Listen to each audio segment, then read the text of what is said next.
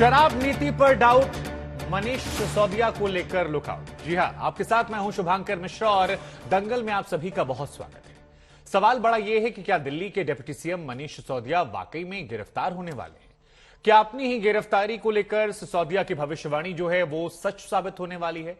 यह सवाल इसलिए खड़ा हो रहा है क्योंकि सीबीआई ने सिर्फ लुकआउट नोटिस नहीं जारी किया, बल्कि शराब घोटाले से जुड़े जांच दस्तावेज जो हैं वो ईडी को सौंप दिए हैं। आम आदमी पार्टी भी शराब नीति के बदले सियासत नीति की बात कर रही है। घोटाले के सवाल पर बार बार वो कह रही है कि 2024 में मोदी की जंग सीधे केजरीवाल से होगी। अब सवाल है कि क्या वाकई में 2 से 3 दिन में मनीष सिसोदिया गिरफ्तार होने वाले हैं? सवाल यह भी है कि क्या सिसोदिया के नाम पर केंद्र की सत्ता के लिए केजरीवाल का सियासी बाजार बनाया जा रहा है? अब इन सवालों को लेकर आज आपको हम चर्चा करेंगे, कई खास मेहमानों से आपका तारुफ कराएंगे, लेकिन उससे पहले एक रिपोर्ट आपको दिखाते हैं जिसके जरिए यह पूरा विवाद जो नए सिरे से आज जन्मा है उसको समझ लीजिए आप।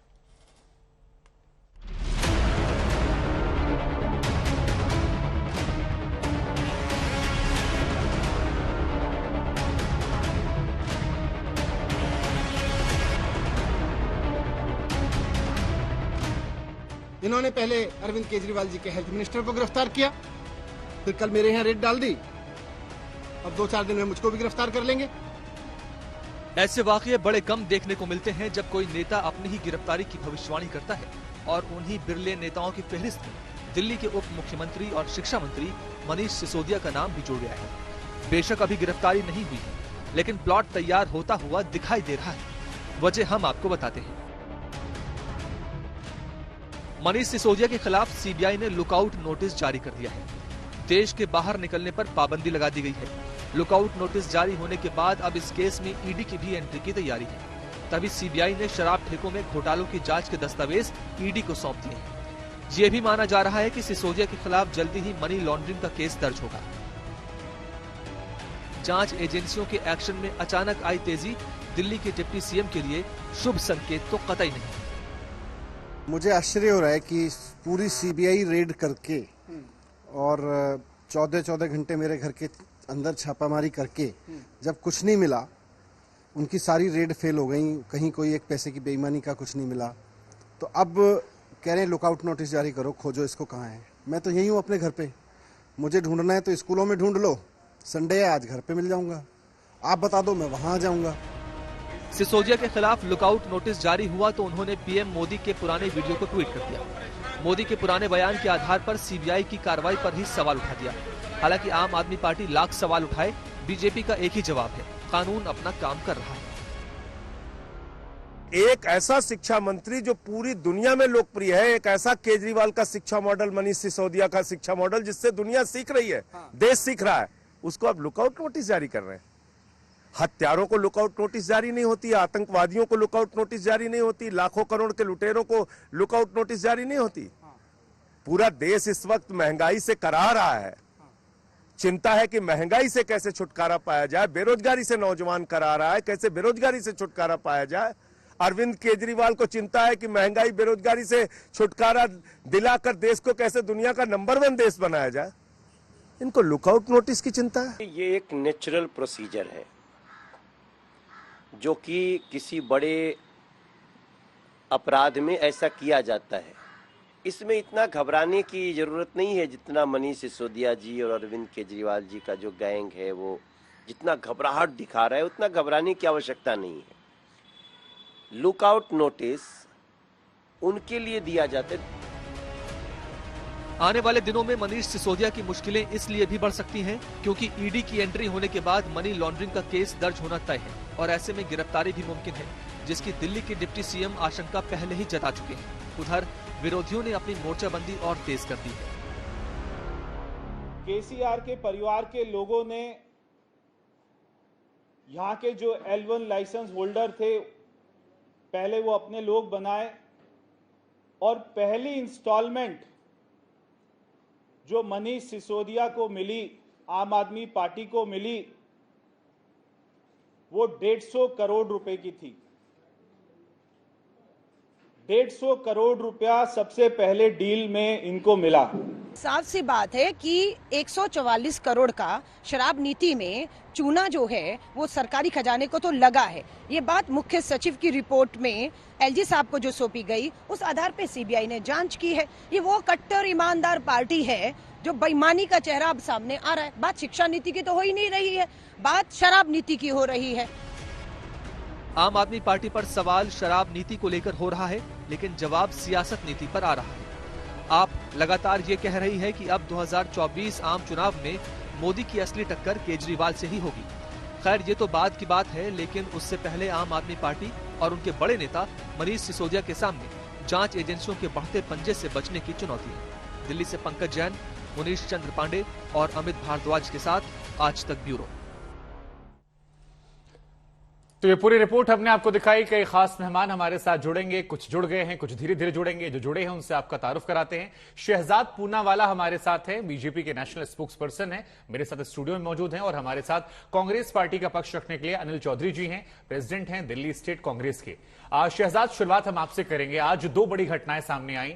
एक तरफ लुकआउट नोटिस जारी किया गया, जिसको लेकर सिसोदिया जी ने कहा कि भाई मैं तो यहीं घूम रहा हूं, आप लोग लुकआउट नोटिस जारी कर रहे हैं।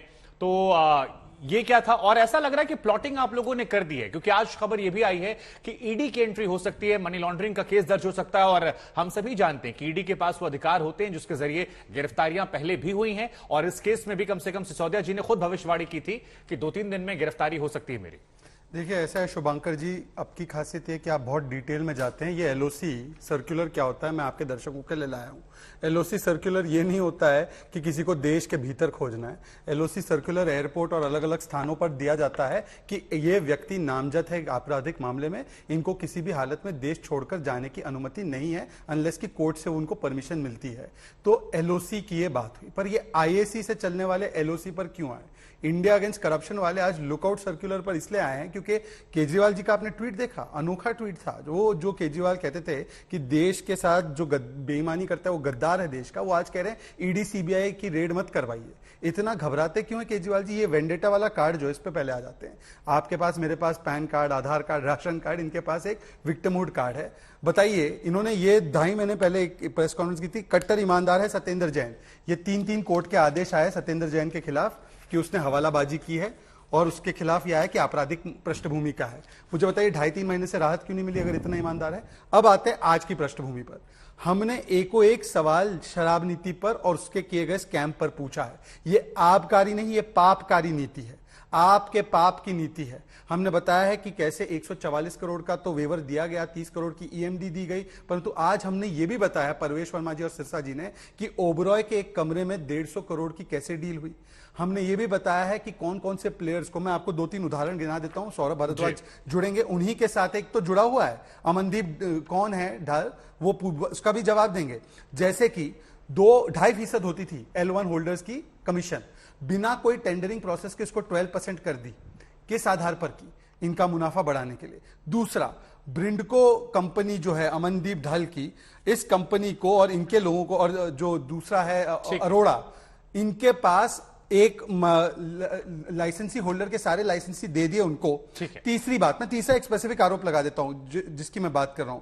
150 करोड़ जो एडवांस दिया गया ओबरॉय होटल में जो मीटिंग हुई है, मैं इनसे पूछना चाहता हूं कि ये सारे जो घोटाले किए गए हैं शराब नीति पर, आपने 2 ठेके के बढ़ा के 4 से 3 से अधिक ठेके कर दिए, आपने लाइसेंसिंग पीरियड बढ़ा दिया, आपने कैबिनेट ने मना किया तब भी मनीष सिसोदिया अपने आप पे फैसला ले रहे थे। उन्होंने जिस प्रकार से L1 का जो है एयरपोर्ट जोन का 30 करोड़ का ईएमडी भी दे दिया और जिसकी कम उसको टेंडर दे दिया। तो किस प्रकार से कानून तोड़े गए, ये सारे सवालों के जवाब देने चाहिए। सौरभ जैसे जुड़ेंगे उनसे सवाल पूछूंगा मैं, लेकिन क्योंकि आम आदमी पार्टी से कोई है नहीं तो एक सवाल मैं आपसे पूछ लेता हूं। आज संजय सिंह जी बार बार ये कह रहे थे कि देखिए इतने सारे हत्यारे देश में पड़े हैं, इतने सारे लोग हैं, उनके खिलाफ लुकआउट नोटिस जारी नहीं होता, लेकिन आप लोग घबरा गए हैं मनीष सिसोदिया की लोकप्रियता से। देखिए न्यूयॉर्क टाइम्स में छप गया, वो देश ही नहीं दुनिया के सबसे बेहतर शिक्षा मंत्री हैं, तो आप लोग घबराए हुए हैं, उस लोकप्रियता को आप बदनाम करना चाहते हैं, इसलिए आप लोग ये कह रहे हैं। छोटा सा जवाब, उसके बाद मैं कांग्रेस के पास जाऊंगा और फिर हमारे साथ एक और मेहमान जुड़े। चीफ सेक्रेटरी की रिपोर्ट के आधार पर जब लोक आयुक्ता ने सीबीआई की प्रोब की, हमारा पहला प्रेस कॉन्फ्रेंस शराब नीति पे वायलेशन वायलेशंस पर सवाल था, उनका प्रेस कॉन्फ्रेंस किस मुद्दे पे हुआ? वेंडेटा पर। फिर हमने वापस से प्रेस कॉन्फ्रेंस की सवाल पूछे, उनका प्रेस कॉन्फ्रेंस किस पे हुआ? न्यूयॉर्क टाइम्स पर। आज कल हमने जब प्रेस कॉन्फ्रेंस की और 15 सवाल दोहराए हमारे, उनका प्रेस कॉन्फ्रेंस किस पे था? 2024 पर। आज फिर से ये जो है सवालों के जवाब नहीं देंगे, ये ABCD वाले हैं, A for advertising, B for भ्रष्टाचार, C for cover up and D for deviation करके भागना। ये क्या तर्क हो सकता है कि किसी और ने मर्डर किया है तो उस मर्डरर को नहीं पकड़ा तो मेरे मर्डर को माफ करो? और अगर आपके पास मर्डर का कोई भी प्रूफ है कि किसी ने कहीं भ्रष्टाचार किया, आप क्रिमिनल कंप्लेंट करवा दो। परंतु ये कहना कि जहां पर सीधा सीधा दिख रहा है, मैं आपको एक लास्ट उदाहरण दूंगा। ये देखिए, मैन्युफैक्चरिंग और रिटेल कंपनी को सख्त मनाही थी इस पॉलिसी में आना। इस मैन्युफैक्चरिंग कंपनी को आने दिया गया, एक मध्य प्रदेश की कंपनी है जो आई, और एक ब्लैकलिस्टेड कंपनी खाऊगली, उस खाऊगली को, उस इंडो स्पिरिट्स को शोकॉज नोटिस जारी हुआ 2021 में, और फिर भी उसके ऊपर आज तक कार्रवाई नहीं की गई। इनके स्पेसिफिक जवाब नहीं है। जुड़ गए, सौरभ जुड़ गए हमारे साथ। सौरभ, कई सारे आरोप जो हैं वो आपके ऊपर शहजाद पूनावाला ने लगाए हैं और लगातार वो आरोप लगा रहे हैं। उधर जो प्लॉटिंग हो रही है, जिस तरह से अब खबर आ रही है कि ईडी शामिल हो गई है, उसके बाद ऐसा लग रहा है कि सिसोदिया जी की गिरफ्तारी हो सकती है। तो सौरभ क्या कहेंगे आप? और एक छोटी सी रिक्वेस्ट मेरी भी आपसे, मैं आपको पूरा सम्मान दूंगा, मुझ पर नाराजगी मत जताइएगा। सवाल मैं पूछूंगा, जवाब आप दीजिएगा, और उम्मीद है कि चर्चा जी बिल्कुल बिल्कुल बिल्कुल। मैं भारतीय जनता पार्टी की एक चीज देखता हूं, ये आते ही 100 सवाल दागते हैं, और इनके 100 के 100 सवालों के जवाब ये जो प्रवक्ता आपके यहाँ बैठे हैं, मैं इनके सवालों के जवाब कई चैनल्स पे दे चुका हूं। कई चैनल पे मुझे चैलेंज देके आए और चैलेंज हार गए। राजनीति छोड़ने तक का चैलेंज इन्होंने दिया और ये हार गए। उसके बावजूद भी जो है आप इनकी कला मानिए कि वो उन्हीं सवालों को हर रोज दोहराते हैं। पहले कांग्रेस से हुआ करते थे और भारतीय जनता पार्टी को भर भर गालियां देते थे कि भारतीय जनता पार्टी। सौरभ देखिए, मैं आपको टोकना नहीं चाहता हूं। सौरभ जी देखिए, व्यक्तिगत होना आप दोनों के पास अपने अपने माध्यम है, आप दोनों ने भी खूब ट्वीट किए एक दूसरे के खिलाफ, वो आपका अपना प्लेटफॉर्म है। अब क्योंकि यहां पर बात जो है वो आपको रिप्रेजेंट कर रहे हैं, शहजाद बीजेपी कर रहे हैं, तो स्पेसिफिक सवाल रखते हैं। सवाल बड़ा सीधा है सवाल का मैं इनके जवाब देता हूं। अब आप मेरा जवाब सुनिएगा, क्योंकि आपके चैनल पे और आपके एंकर होते हुए जवाब नहीं दिए, तो मैं एक एक चीज का जवाब देता हूं जी। इनका पहला सवाल है कि 144 करोड़ रुपए मनीष जी ने लाइसेंसीज के माफ किए, एक्साइज डिपार्टमेंट ने माफ किए। मैं इन्हें बताना चाहता हूं और इनसे पूछना चाहता हूं, मैं कई चैनल पे पूछ चुका हूं, क्या एमसीडी ने, भारतीय जनता पार्टी शासित एमसीडी ने टोल टैक्स लाइसेंसी के 83 करोड़ रुपए माफ नहीं किए कोरोना के लॉकडाउन के चलते? नहीं किए हो तो ये मना कर दे कि नहीं दिए। एमसीडी के टोल टैक्स का जो टेंडर है वो 785 करोड़ का है एक साल का, उसके अंदर ये 85 करोड़ रुपए माफ कर देते हैं। एक्साइज का टेंडर एक साल का 9,500 करोड़ रुपए का है, उसके अंदर 145 करोड़ रुपए माफ होते हैं कोरोना के। तो क्या परसेंटेज हुई? एमसीडी ने जो माफ किए वो 9.5% वैल्यू ऑफ टेंडर माफ कर दिए कोरोना के नाम के, और एक्साइज डिपार्टमेंट ने जो माफ किए वो 1.5% ऑफ द टेंडर वैल्यू माफ किए। कोरोना तो बराबर हुआ। टोल टैक्स वाले का कहना यह था कि जब कोरोना का लॉकडाउन लगा तो मेरे यहां से गाड़ियां नहीं गुजरी, तो मेरे पास टोल टैक्स कलेक्ट नहीं हुआ, मैं पैसा कहां से दूं? सौरभ भारद्वाज जी, वेंडर्स का ये कहना था, क्योंकि वरिष्ठ प्रवक्ता हैं, आप दोनों आंकड़ों के जरिए बातें सामने रख रहे हैं, लेकिन एक बड़ा आसान सा सवाल जो जनता के मन में आता है वो ये आता है कि इंडिया अगेंस्ट करप्शन से जब आप लोगों ने शुरुआत की तो आप लोग आरोप लगने के बाद इस्तीफे मांगते थे। मौजूदा दौर में आपका एक मंत्री जेल में है, दूसरे को लेकर ये आरोप लग रहे हैं। अभी भी आप लोग कह रहे हैं कट्टर ईमानदार है। यहीं पर बैठे हमारे साथ दिल्ली कांग्रेस के अध्यक्ष, उनकी नेता शीला दीक्षित जी को लेकर आप लोगों ने कितने आरोप लगाए? तो जो पैमाना उस वक्त सही था वो पैमाना आज गलत कैसे हो सकता है? ये दोहरा चरित्र क्यों आता है? मैं आपको बताता हूं। हुआ ये मिश्रा जी, 2014 के बाद भारतीय जनता पार्टी ने जिस अपोजिशन के नेता के खिलाफ भ्रष्टाचार का कैंपेन चलाया, उसके ऊपर ईडी के नोटिस दिए, सीबीआई से धमकवाया, उसको भारतीय जनता पार्टी के अंदर ज्वाइन करा के वो इन्वेस्टिगेशन खत्म कर दी। एग्जाम्पल देता हूं, हेमंत बिस्व शर्मा कांग्रेस के मंत्री थे, वो सबसे भ्रष्टाचारी थे असम के अंदर, और पूरा कैंपेन बीजेपी का हेमंत बिस्व शर्मा के वाटर स्कैम के खिलाफ था। अमेरिका के अंदर उनके खिलाफ चार्जशीट हुई, मगर जब वो भारतीय जनता पार्टी के अंदर आ गए तो वो मुख्यमंत्री बन गए। अब वो भ्रष्ट नहीं है। नारायण राणे के खिलाफ पूरा का पूरा कैंपेन चलाया भारतीय जनता पार्टी ने। शायद मेरा सवाल नहीं सुना, मैं तो उनको बीजेपी की बात ही नहीं कर रहा सर, मैं यही बता मैं तो आम आदमी पार्टी के पैमाने का जिक्र कर रहा हूं सर। मैं आपको इसीलिए इतना समय दे रहा हूं बाकी मेहमानों को रोककर, ताकि आप उस सवाल का जवाब दे दें। भारतीय जनता पार्टी का पैमाना यह है कि कांग्रेस के नेताओं को, शिवसेना के नेताओं को, अन्य अरे सर, सौरभ भारद्वाज आम आदमी पार्टी के प्रवक्ता हैं सर। देखिए अभी आप शायद नाराज हो जाएंगे, मैं आपसे फिर से पूछ रहा हूं, दोबारा से क्वेश्चन बड़े प्यार से फ्रेम कर रहा हूं।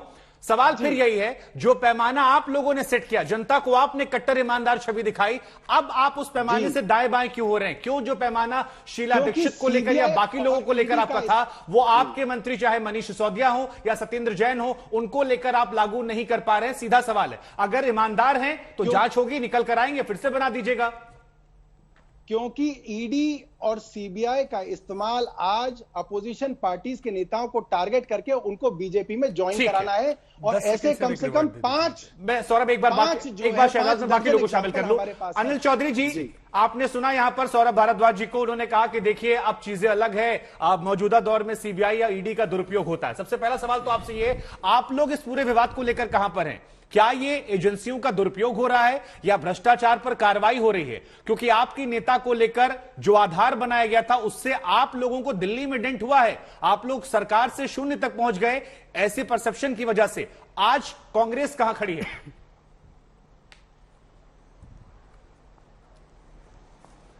धन्यवाद। मैं पिछले 20 मिनट से मैंने दोनों प्रवक्ताओं के बयान सुने। मुझे उम्मीद है कि मेरी बात पूरी कही जाएगी और सुननी दी जाएगी। सर अभी 13 मिनट पहले तो मैं आपकी बात का भी जवाब दूंगा, लेकिन अभी जी सुनिए, जो दोनों प्रवक्ता ने जो बात की है, आप सवाल कुछ कर रहे हैं, वो जवाब कुछ दे रहे हैं। तो पहले मैं बात करता हूं, सौरभ भारद्वाज जी जो बात कर रहे थे, बात को घुमा फिरा करके किया जा रहा है। शीला जी की बात की, शीला जी के चेहरे पे कालिक पोतने का काम ये किया करते थे। शीला जी वो शख्सियत थी जिसने इस शहर को पहचान दी, नाम दिया, लेकिन उस औरत पर इन्होंने कालिक पोतने का काम किया। मैं इनको बता दूं, इनके 80% से ज्यादा मंत्रियों पर या तो संगीन आरोप हैं या तो जेल जा चुके हैं, और शायद ये अभी भी जवाब नहीं देंगे। और ये कहते हैं जी जांच में कुछ नहीं पाया, रेड में कुछ नहीं मिला, तो फिर ये हटाए क्यों गए? जितेंद्र तोमर कानून मंत्री थे, आज एमएलए भी नहीं है, उनकी धर्मपत्नी को टिकट दिया, वो अलग बात है।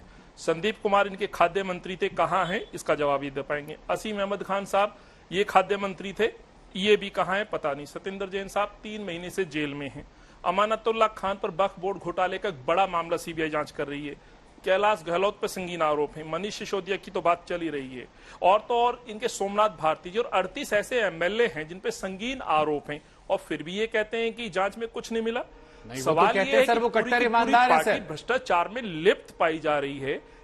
वो तो कह रहे हैं कि हम कट्टर ईमानदार हैं। वही कह रहा हूं, ये कट्टर ईमानदारी का चोला ना उड़े।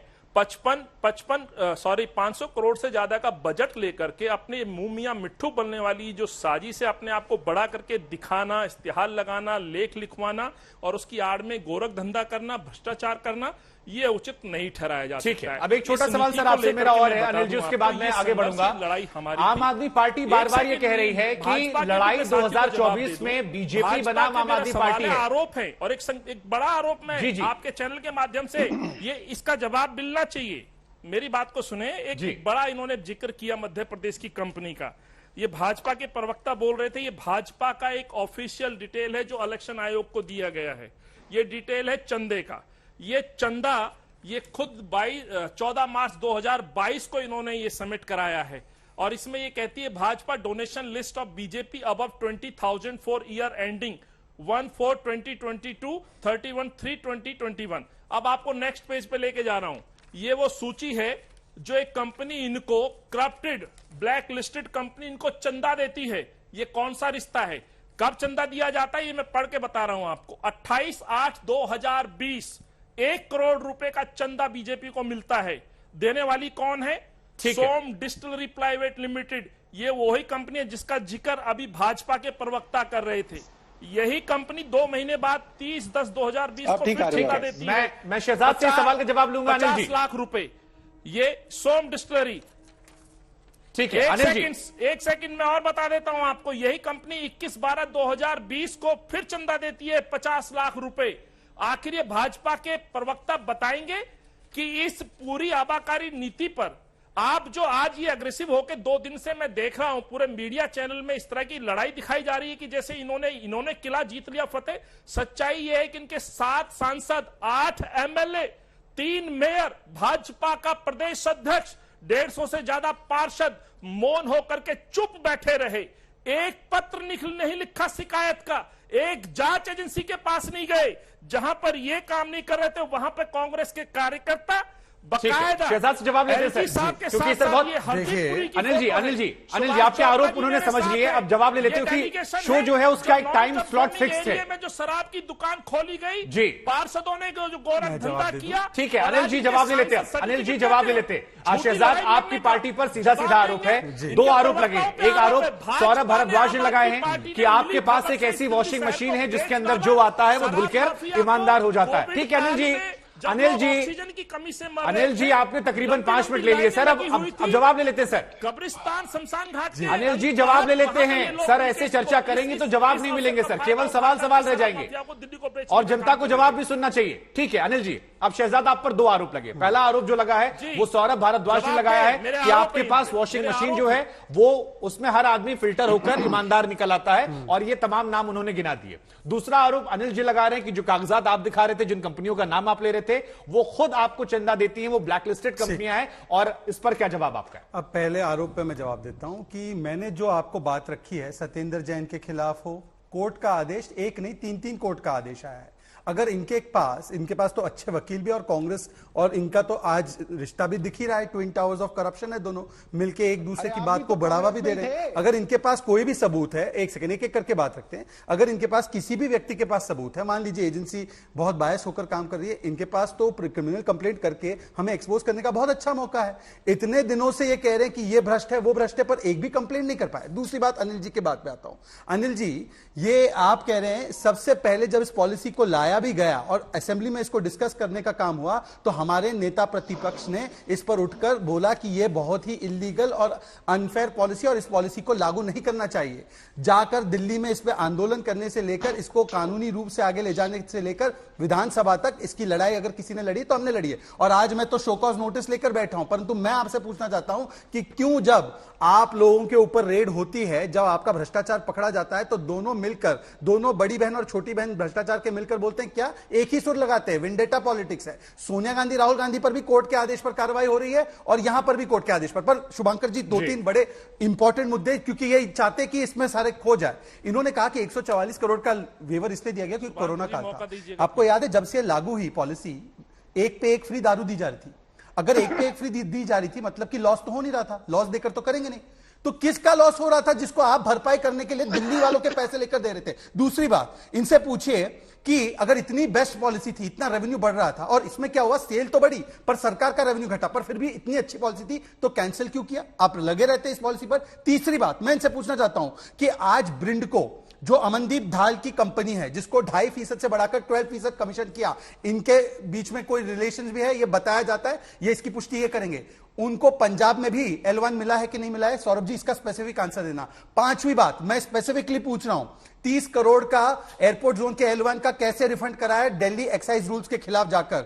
छठी बात, ऑपरेशनल पीरियड लाइसेंस का मनीष सिसोदिया ने बढ़ाया कि नहीं बढ़ाया 1 अप्रैल से लेकर 31 जुलाई? एक सेकंड, जबकि कैबिनेट ने उनको यह पावर नहीं दिया था।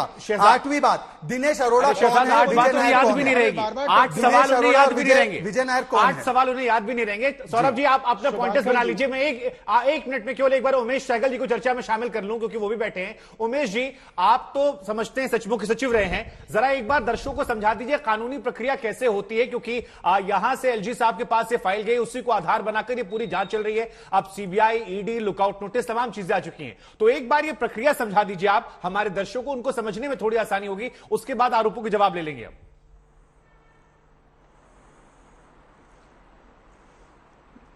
सिस्टम तो यह है कि पहले एक कंप्लेंट आई, इस केस में बाहर से कंप्लेंट कोई नहीं आई, चीफ सेक्रेटरी ने खुद इंक्वायरी करके एक रिपोर्ट राज्यपाल को दी। उस इंक्वायरी में उन्होंने ग्रेव गलतियां पाई, उन गलतियों को उन्होंने राज्यपाल के पास, उपराज्यपाल के पास भेजा। उपराज्यपाल ने उनसे एग्री किया और जो कि करना चाहिए था उनको, एक जांच एजेंसी को उसको रेफर कर दिया कि आप इसको की जांच करिए। तो ये तो प्रक्रिया है जो कि होनी भी चाहिए है, पर जांच कराने का ये मतलब नहीं है कि जांच साबित हो गई जी। बट जांच हो रही है। और सीबीआई का ये सिस्टम है कि पहले प्रिलिमिनरी इन्वेस्टिगेशन करते हैं, सीधा केस नहीं रजिस्टर करते। तो जब उपराज्यपाल की उनसे आई तो उन्होंने हफ्ता 10 दिन बैठ के सारी फाइलें देखी, सारी, जब एक प्राइमा फेसाई केस बना तभी उन्होंने केस रजिस्टर किया। अब वो केस रजिस्टर करके इनका एक सिस्टम बना हुआ है कि हर मुलजिम की उन्होंने, मतलब जो अक्यूज्ड है उसकी इन्होंने बयान लेना है। तो अभी बयान इन्होंने शुरू किया है, जब तक मैंने अखबार में पढ़ा 3 के बयान कल ले चुके हैं। और जितनी जगह पे इनको समझते हैं हमें डॉक्यूमेंट चाहिए हैं, कहाँ हो सकते हैं वो डॉक्यूमेंट्स, उनकी एक लिस्ट बनाते हैं। लिस्ट इनके जो आला अफसर होते हैं, ऊपर के ऑफिसर होते हैं, उसको अप्रूव करते हैं, फिर उस लिस्ट के बेसिस पे ये सर्च करते हैं। तो अगर मंत्री के घर में सर्च की गई और उन्होंने क्या लिया, ये सुप्रीम कोर्ट की डिसीजन के मुताबिक सीबीआई को डिस्क्लोज नहीं करना चाहिए जी। और पब्लिक में कोई इन्वेस्टिगेशन नहीं होनी चाहिए। तो ये कहना कि उनको कुछ मिला या नहीं मिला, सीबीआई ने कुछ नहीं कहा, इससे कुछ मतलब नहीं है। हो सकता है कुछ ना मिला हो सकता है कुछ मिला हो। अब उनकी जो अपनी स्टेटमेंट आई है सीबीआई की, वो ये आई है कि अभी हम इन जितने कागजात पकड़े गए हैं उनका मुआयना कर रहे हैं, उस मुआयने के बाद हम सबका बयान लेंगे। नहीं तो उमेश जी जरा एक बात और समझा दीजिए आप मुझे, जो और कार्रवाई होगी वो करेंगे। ये कहा जाता है कि सीबीआई के पास जो शक्तियां हैं वो लिमिटेड है, और आज खबर आई कि सीबीआई ने कुछ जानकारियां जो हैं वो ईडी के साथ साझा की है, और ईडी की शक्तियों के बारे में हम सभी जानते हैं कि वो मनी लॉन्ड्रिंग केस दर्ज करके गिरफ्तारी कर सकती है। अब ऐसे में जो खबर आ रही है 2 से 3 दिन में गिरफ्तारी हो सकती है, ईडी के साथ जानकारियां साझा की गई हैं, लुकआउट नोटिस जारी किया गया है, ये संकेत क्या लग रहे हैं आपको? क्या ये प्लॉट तैयार है गिरफ्तारी का, जिसका जिक्र सिसोदिया जी भी कर रहे हैं? देखिए, दोनों की फंक्शंस अलग हैं। सीबीआई एक क्रिमिनल एजेंसी है जो कि क्रिमिनल कंप्लेंट्स को इन्वेस्टिगेट करती है। तो जो आपका प्रिवेंशन ऑफ करप्शन एक्ट है उसके तहत सीबीआई को पावर्स हैं और किसी को पावर्स नहीं है। सीबीआई को पावर्स हैं, वो इनमें इन्वेस्टिगेट करते हैं। ईडी जो है ये वो देखती है कि जो आपकी मनी लॉन्ड्रिंग हुई है, जो पैसा है कहाँ से आया कहाँ गया, उनसे इसके कोई मतलब नहीं है कि ये करप्ट पैसा है कि करप्शन, मतलब इसमें रिश्वत खाई गई कि लोग वैसे ही ब्लैक मनी बनाई गई या किसी तरीके से किया गया। तो दोनों का रोल अलग है। अभी जो सुप्रीम कोर्ट ने होल्ड किया, उन्होंने ये होल्ड किया है कि ये बिल्कुल ठीक है, ईडी का रोल बिल्कुल ठीक है, और जो केस रजिस्टर किया है वो सीबीआई करेगी। ठीक है। उस रजिस्ट्रेशन ऑफ दैट केस, उसके बेसिस पे फिर ईडी अपना मुआयना करेगी। वो डिफरेंट चीज देख रही है, ये अलग चीज देख रही है। ठीक है। सौरभ जी, आपके पास मैं आ रहा हूं। शहजाद ने आप पर कई आरोप लगाए थे, और एक सवाल बाकी लोग भी पूछ रहे हैं कि अगर आपकी नई एक्साइज पॉलिसी इतनी अच्छी थी तो फिर आप लोगों ने उसे वापस क्यों लिया? क्योंकि बहुत सारे लोग ये कह रहे हैं। शुभांकर जी, आपने मुझे बोला फैक्चुअल जवाब दें, और मैंने आपको ये बताया कि फैक्चुअल जवाब मैं देता हूं, तो आप ही ने टोका मुझे। अब आप मुझे ये बताइए, आप तो एंकर हैं, 144 करोड़ रुपए के ऊपर मैंने तो फैक्चुअल जवाब दिया कि कोरोना में लॉकडाउन के चलते एमसीडी ने कितने वेंडर्स को इस तरह से कंसेशन दिया, रेलवे मिनिस्ट्री ने अपने वेंडर्स को, लाइसेंसीज को कंसेशन दिया, मगर आपने इनसे नहीं पूछा क्या ये बात सच है या गलत है। वो दारू की बोतलें, क्या ये बात सच है या गलत है? अरे ये बताइए, ब्रिंडको को पंजाब में भी मिला है, अमनदीप के साथ आपका क्या रिश्ता है? ब्रिंडको को भी पंजाब में L1 मिला है कि नहीं मिला है? आपने 30 करोड़ L1 को दिए कि नहीं रिफंड? स्पेसिफिक जवाब दीजिए। इंडो स्पिरिट्स को जब शोकॉज नोटिस जारी हुआ 2021 में, उस पर कार्रवाई क्या हुई? स्पेसिफिक जवाब दीजिए। तू इधर उधर की बात ना कर, ये बता कि कैसे शराब नीति के नाम पर दिल्ली को लूटा। मैं आपसे 5 सवाल फिर से पूछ रहा हूं सौरभ जी, 5 सवाल पूछ रहा हूं। लाइसेंस का ऑपरेशनल पीरियड बढ़ाया आपने, कैसे बढ़ाया? सुरेश कलमाड़ी 2 से ज्यादा वैन ठेके खोलने की परमिशन दी आपने, सुरेश कलमाड़ी से रिश्ता क्या है आपका? किस प्रकार से आपने 30 करोड़ ईएमडी रिफंड की? किस प्रकार से आपने L1 जो था एयरपोर्ट जोन में उसको दे दिया? किस प्रकार से 2.5% से 12% कमीशन बढ़ाया? किस प्रकार से वही ब्रिंडको को आपने पंजाब में भी दे दिया? किस प्रकार से आपने अरोड़ा को दिलवा दिए दूसरों के लाइसेंस? किस प्रकार से ओबरॉय के होटल रूम में मीटिंग हो रही थी? किस प्रकार से 150 करोड़ का आपको पहले पैसा दिया गया? किस प्रकार से आपने फिर ऐसी टेलर कलमाड़ी से 21 दिन से 3 दिन आपने ड्राई डे कर दिए? किस प्रकार से तो बड़ी दारू की, पर सरकार का रेवेन्यू कम हो गया। देखिए, आप दोनों लोग, अगर आप दोनों लोग केवल सवाल पूछेंगे सर, तो फिर कैसे हो पाएगा? पर मेरा तो अधिकार है ना भ्रष्टाचार पर सवाल पूछूं। सौरभ, आपका भी सवाल मैं पूछूंगा उनसे, लेकिन एक बार कई सारे सवालों की फहरिस्त आप तक दी है। क्या आप जो सवाल पूछ रहे हैं वो भी मैं शहजाद से पूछ लूंगा, लेकिन एक बार उनके सवालों का जवाब दे दीजिए आप।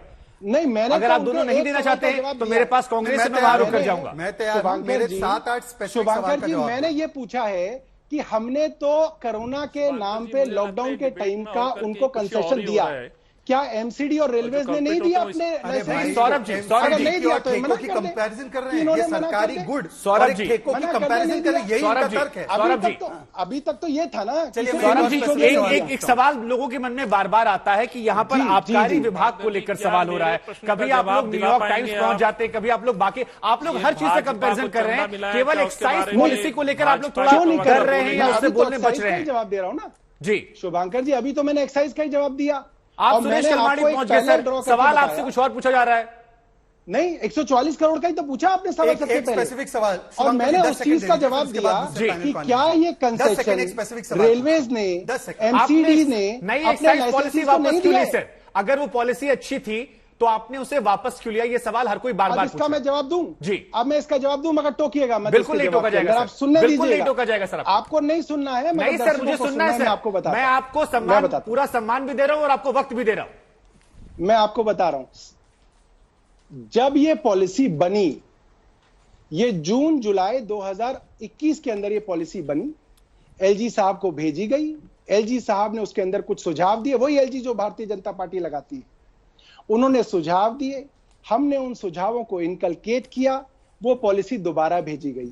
वो पॉलिसी एलजी साहब ने सोची समझी, अधिकारियों से डिस्कस की, मंत्रियों से डिस्कस की, उसके बाद उन्होंने उसको नोटिफाई किया।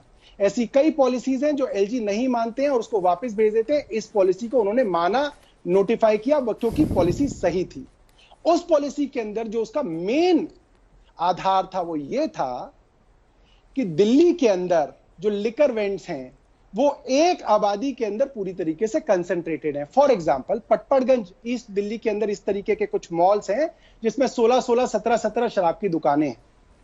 दिल्ली के अंदर, साउथ दिल्ली में ऐसे कई सारे वार्ड्स हैं जिसके अंदर बहुत सारी शराब की दुकानें हैं, और दिल्ली का करीब 40% एरिया ऐसा है, ज्यादातर अनऑथराइज्ड और नॉन कंफर्मिंग एरिया है, जिसके अंदर non duty paid, non excise duty paid नकली शराब हरियाणा से आके बेची जाती है। उसको एक संगठित शराब माफिया बेचता है जी। शराब बेची जाती है बट उसमें एक्साइज नहीं मिलता। तो गवर्नमेंट ने यह तय किया, 849 दुकानें पहले थी, 849 दुकानें ही बाद में रहेंगी, मगर इन 849 दुकानों को हर वार्ड के अंदर इक्वली डिस्ट्रीब्यूट कर दिया जाएगा, ताकि कहीं पे भी नॉन लाइसेंस्ड लिकर शॉप्स ना रहे और नकली शराब ना बिके, और ताकि जहां पे भी अगर लिकर बिकेगी तो सरकार को उसके अंदर से एक्साइज मिलेगा। उसके बाद टेंडर हुआ, 32 जोन्स के अंदर बोलियां बुलाई गई, सब लोगों ने अलग अलग जोन पे बोली भरी। जिसकी बोली सबसे ऊपर थी, H1, L1 नहीं जो ये बोलते हैं, H1 जिसको दिया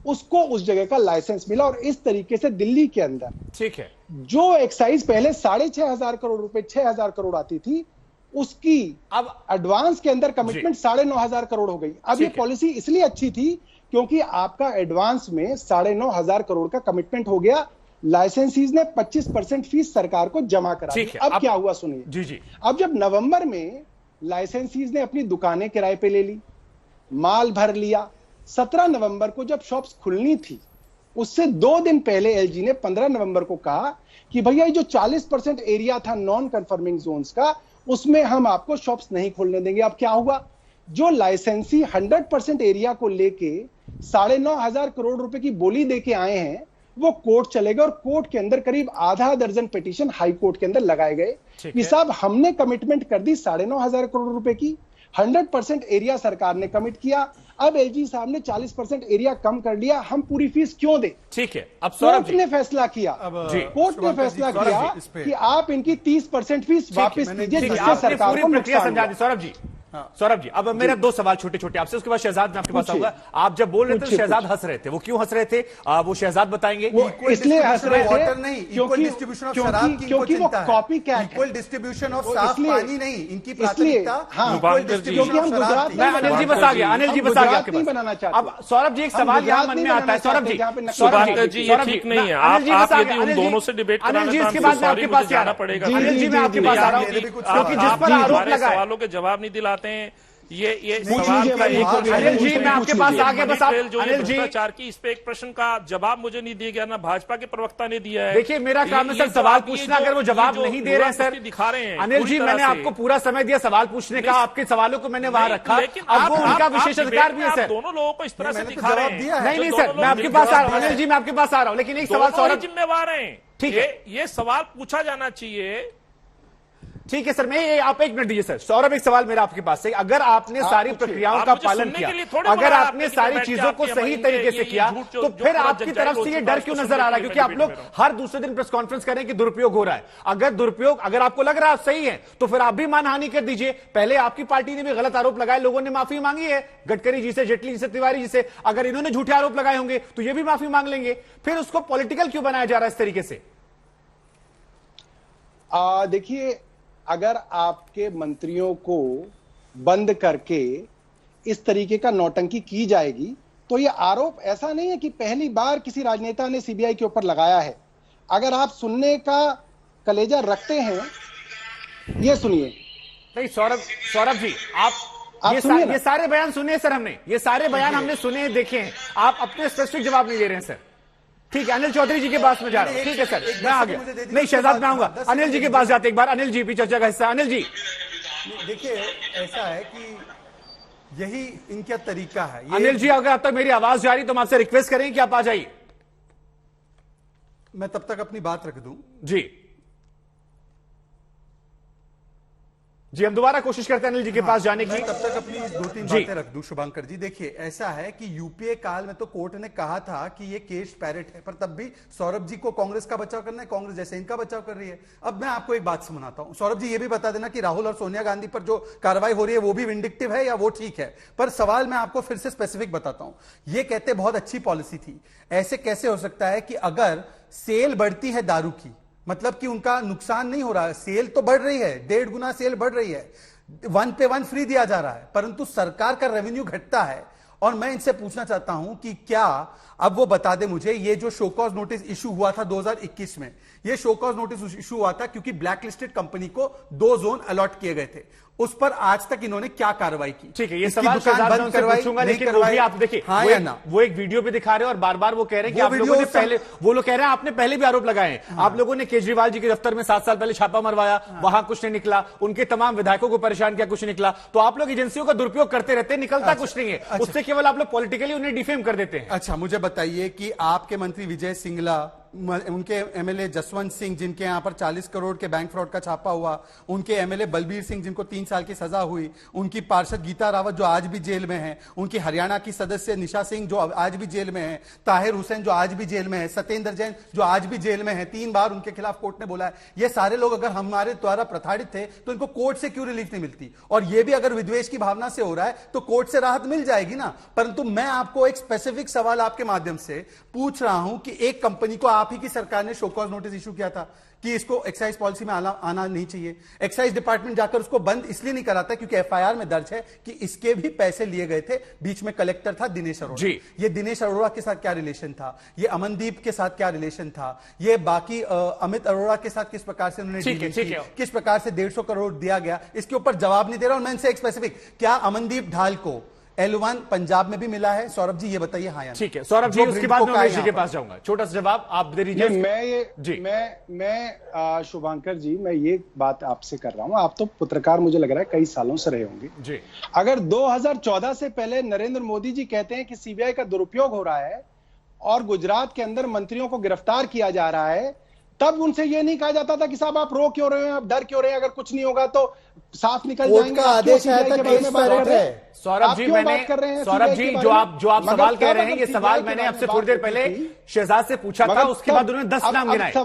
उसके बाद उन्होंने 10 नाम गिनाए और ये बताया कि किसी किसी कोर्ट से राहत नहीं मिली है, और कोर्ट से मुझे लगता है आप भी भरोसा करते होंगे कोर्ट पर सर। मैं भी बंगारू लक्ष्मण का नाम बता रहा हूं। इनके पार्टी के राष्ट्रीय अध्यक्ष बंगारू लक्ष्मण कैमरे के ऊपर रक्षा सौदों की दलाली करते हुए, कैश लेते हुए उसको देश ने देखा भी, उस पर सवाल नहीं पूछे गए। लेकिन क्या आम आदमी पार्टी पर सवाल ना पूछे जाए? क्या आम आदमी पार्टी को लेकर जांच ना हो? आप ये कहना चाह रहे हैं? आप तो ईमानदारी को लेकर सर आए थे ना सर, आप तो बीजेपी और कांग्रेस के रवैये के खिलाफ आए थे। आपने एक नई उम्मीद दी थी, आप तो हमें तो याद है ना सर 2013, 14, 12 में आपके प्रोटेस्ट में, तो क्या आपको लेकर जांच ना की जाए? क्या आम आदमी पार्टी पर आरोप लगे तो जांच ना हो? नहीं तो एक बात बताइए, तो हम ये भी ना कहें कि ये जांच गलत की जा रही है और प्रताड़ना की जा रही है। वो आपका विषय है, आप कह सकते हैं, लेकिन क्या जांच हो या ना हो? क्या करें सर? जांच हो या ना हो? सर कौन रोक रहा है? जांच हो? जांच को कौन रोक रहा है? तो अगर जांच निष्पक्ष तरीके से हो तो जो पैमाना पहले आपका था कि मंत्रियों को इस्तीफा देना चाहिए, अगर वो जांच के घेरे में है, इस्तीफा देना चाहिए, तो क्या वो पैमाना आप पर लागू नहीं होता? शुभांकर जी, मैं आपको बता तो रहा हूं, जिन मंत्रियों के खिलाफ आसाम में भारतीय जनता पार्टी ने पूरी कैंपेन चलाई, सर हम आम आदमी पार्टी की बात कर रहे हैं। मुख्यमंत्री अगर आपका कोई सवाल है मैं शहजाद से पूछ लूंगा, बना दिया। मेरा कोई एजेंडा नहीं है सर। सौरभ जी नारायण राणे के खिलाफ कैंपेन कराई, सौरभ जी अगर आपका कोई सवाल है, चाहे वो नारायण राणे को, बंगारू लक्ष्मण को लेकर हो, मैं शहजाद को टॉस करके वो सवाल पूछ लूंगा, मेरा कोई एजेंडा नहीं है। लेकिन मेरा सवाल आपसे है कि अगर सत्येंद्र जैन जेल में हैं तो उनसे इस्तीफा क्यों नहीं लिया गया? मनीष सिसोदिया पर आरोप लग रहे हैं, आप लोग दूसरों पर आरोप लगा देते हैं, खुद आप लोग एग्जाम्पल सेट नहीं कर रहे हैं। क्या आपको एग्जाम्पल सेट नहीं करना चाहिए? क्योंकि आप यही पैमाना लेकर आए थे और इसी आधार पर बदलाव की राजनीति के लिए जनता ने आपको पंजाब में, जनता ने आपको दिल्ली में कई बार चुना। जी मैं जवाब दूं? जी। देश के इतिहास में और शायद पूरी दुनिया के इतिहास में शायद एक मुख्यमंत्री ऐसा है, अरविंद केजरीवाल, जिन्होंने अपने खुद के सिटिंग मंत्री को बिना किसी स्टिंग ऑपरेशन के, बिना किसी सीबीआई के, बिना किसी रिपोर्ट के प्रेस कॉन्फ्रेंस करके पहले दिल्ली में निकाला। दूसरा मुख्यमंत्री भगवंत मान है, जिन्होंने सरकार बनने के 1 महीने के अंदर बिना किसी सीबीआई के, बिना किसी कंप्लेंट के, बिना किसी स्टिंग ऑपरेशन के, बिना किसी चैनल के चलाए अपने हेल्थ मिनिस्टर और उसके लिए प्रेस कॉन्फ्रेंस करके हमने निकाला। और ये बिल्कुल सच बात है और इसके लिए सभी मीडिया चैनलों ने तारीफ भी की थी। हालांकि उस वक्त भी सवाल खड़े हुए थे कि भ्रष्टाचार कैसे शामिल हो गए। लेकिन शहजाद एक सेकंड, लेकिन फिर यही सवाल है सौरभ जी, अगर पंजाब में आपने वो किया, आप कह रहे हैं दिल्ली में वो किया, तो वही फॉर्मूला सत्येंद्र जैन या मनीष सिसोदिया पर लागू क्यों नहीं होता है? वहां पर संकोच क्यों? नहीं हुआ है। ये सर्टिफिकेट कौन दे रहा है? नहीं हुआ है, ये तो कोर्ट तय करेगी। सर्टिफिकेट हम दे रहे हैं ना, आप खुद से खुद दे रहे हैं भाई। आप जिनको निकाला सर्टिफिकेट दे रहे हैं ना? नहीं, आपको निकाला उनको भी तो हमने निकाला। नहीं सर, आप ये कह रहे हैं कि आप खुद ही अपने मंत्री को सर्टिफिकेट दे रहे हैं कि वो ईमानदार है। मिश्रा जी, आपके पास 2 पार्टियां हैं, एक भारतीय जनता पार्टी है, एक आम आदमी पार्टी है, ठीक है जी। एक पार्टी वो है जो अपने मंत्रियों को प्रेस कॉन्फ्रेंस करके भ्रष्टाचार में निकालती है। 2 एग्जाम्पल मैंने आपको दिए। एक पार्टी वो है जो जिस भ्रष्टाचारी के खिलाफ कैंपेन करती है, ईडी और सीबीआई को भेजती है, उनको अपने ही पार्टी को ज्वाइन करा के मुख्यमंत्री बनाती है। शहजाद आप पर आरोप लग रहे हैं। जी जी, देखिए कितनी विडंबना की बात है कि पंजाब का जो मंत्री था उस पर तो कोई कोर्ट का आदेश नहीं था, पर उसको निकाला। पर यहाँ पे मैं आपके सामने 3 कोर्ट के ऑर्डर, ये 2019 का कोर्ट का ऑर्डर, सत्येंद्र प्लीज इनकी आवाज को कम कराइए, ये 2019 का अगस्त का ऑर्डर, सत्येंद्र जैन ने हवालाबाजी कराई है। मैं रिक्वेस्ट कर रहा हूं आपसे, रिक्वेस्ट कर रहा हूं ताकि जनता सुन सके। ये 29 जुलाई का ट्रायल कोर्ट का ऑर्डर जो छपा भी है कि prima facie there is evidence कि उन्होंने हवालाबाजी की है, और ये हाई कोर्ट का ऑर्डर, प्लीज मेरी आवाज डाउन आउट ना हो, पीसीआर ज्यादा ख्याल रखिएगा। ये 2022 जुलाई 27 का ऑर्डर है। हाई कोर्ट कह रहा है, शुभांकर जी प्लीज जी, हाई कोर्ट कह रहा है कि इसकी आपराधिक पृष्ठभूमि है। अब मुझे बताइए कि क्या केजरीवाल कोर्ट के ऊपर चढ़कर जिसको कट्टर करप्ट कोर्ट कह रहा है उसको कट्टर ईमानदार कहेंगे? दूसरी बात, एक सेकंड, दूसरी बात, मैं इनसे स्पेसिफिक 10 वायलेशंस आपके सामने गिनाए, एक भी वायलेशन का जवाब नहीं देना चाहते उस चीज का, उसका नहीं देना चाहते। परंतु अब ये सौरभ जी, अब मैं एक बार फिर से कोशिश कर रहा हूं। सौरभ जी वो कह रहे हैं कि कोर्ट जिन्हें कह रहा है कि ये करप्ट हैं, कोर्ट जिनके खिलाफ बातें कह रहा है, टिप्पणियां कर रहा है, क्या वो केजरीवाल जी के सर्टिफिकेट से भी ज्यादा बड़ा है? क्योंकि कोर्ट ये कह रहा है, वो तमाम कागजात दिखा रहे हैं कि देखिए कोर्ट कह रहा है कि ये व्यक्ति करप्ट है। मैं जवाब दूं जी, मैं जवाब दूं भाई, कोर्ट तो दूर, इनकी पार्टी ने कैंपेन चलाया और उसको मुख्यमंत्री बना लिया अपनी पार्टी के अंदर। नारायण राणे के खिलाफ कैंपेन चलाया, मुकुल राव के, आप जाइए उनके खिलाफ केस कीजिए। अब इसका बताइए कोर्ट का। सौरभ जी देखिए, सौरभ जी देखिए, आम आदमी पार्टी वो पार्टी है। एक सेकंड सौरभ जी, हमने इस देश में 2013-14 के बाद एक बदलाव की राजनीति की बात सुनी, देश की जनता आपको सुन रही है, आपको इसी के नाम पर वोट मिला, ईमानदारी की बात थी, जनसेवा की बात थी। आज जितने भी सवाल मैं आपसे पूछ रहा हूं, आप ऐसा लग रहा है कि आम आदमी पार्टी के प्रवक्ता नहीं है, आप बाकी सभी पॉलिटिकल पार्टी से जवाब दे रहे हैं। अगर आपको शिकायत है, शहजाद कह रहे हैं, आप नारायण राणे के खिलाफ केस कर दीजिए, आप बाकी केस कीजिए, लेकिन आप जवाब तो दीजिए सर कि आप जिन्हें सर्टिफिकेट दे रहे हैं कोर्ट कह रहा है कि वो गलत है, फिर आपका सर्टिफिकेट बड़ा या कोर्ट का स्टेटमेंट? नहीं, मैं आपसे पूछ रहा हूं, आपने शहजाद से एक बार भी पूछा कि जिनके खिलाफ इन्होंने कैंपेन चलाई उनको पार्टी में मैंने शुरुआत वहीं से की सर कि आपके पास वॉशिंग मशीन ऐसी है जिसमें लोग डालकर ईमानदार बन के निकलते हैं। मैं शहजाद से पहला सवाल में नहीं पूछा, शहजाद से पहला सवाल में नहीं पूछा कि इलेक्शन कैंपेन्स में उसका जवाब उनको मैंने पहला सवाल पूछा, लेकिन इसका मतलब ये नहीं सौरभ सर कि मैं आपसे जवाब नहीं लूंगा। क्या मुख्यमंत्री बन गए सौरभ जी की कैंपेन थी आसाम में, आप जवाब नहीं देंगे, आप जवाब नहीं देंगे। मैं फिर से कोशिश कर रहा हूं, आखिरी बार कोशिश कर रहा हूं। मैं आपकी तरफ से मैं पूछूंगा सर, चैनल मैं आपकी तरफ से भी पूछूंगा। मैंने ये सवाल पूछा है, आपकी गुजारिश पर दोबारा पूछ लूंगा। लेकिन क्या सौरभ भारद्वाज ये बताएंगे कि उनका सर्टिफिकेट क्या कोर्ट के आदेश या कोर्ट की टिप्पणियों से बड़ा है? क्योंकि आप जिस सर्टिफिकेट दे रहे हैं उन लोगों पर टिप्पणियां कोर्ट ने की, उनका आदेश शहजाद यहां दिखा रहे हैं। फिर से पूछ रहा हूं मैं, अगर आप जवाब नहीं देंगे वो आपका अधिकार है, करोड़ों दर्शक देख रहे हैं। पीएमएलए के कानून के अंदर ईडी के पास इतनी ज्यादा शक्तियां हैं कि वो किसी भी आदमी को गुनाहगार बनाकर उसको जेल के अंदर डाल सकते हैं। ये पीएमएलए का मामला भी सुप्रीम कोर्ट गया था सर, और कोर्ट ने आदेश उन्हें दिया था, ताकत दी थी। आप देखिए, आपने जवाब नहीं दिया। मेरी कोशिश थी आप लोगों से समझने की, जानने की। फिलहाल आबकारी नीति पर विवाद जो है जारी है। तमाम सवाल जो थे वहां हमने रखे, जनता देख रही, जनता समझे। बाकी कानून के जो लेकर जो भी खबरें होंगी वो आपको अपडेट करते रहेंगे। फिलहाल इस बुलेटिन में इतना ही। आप देखते रहिए आज तक।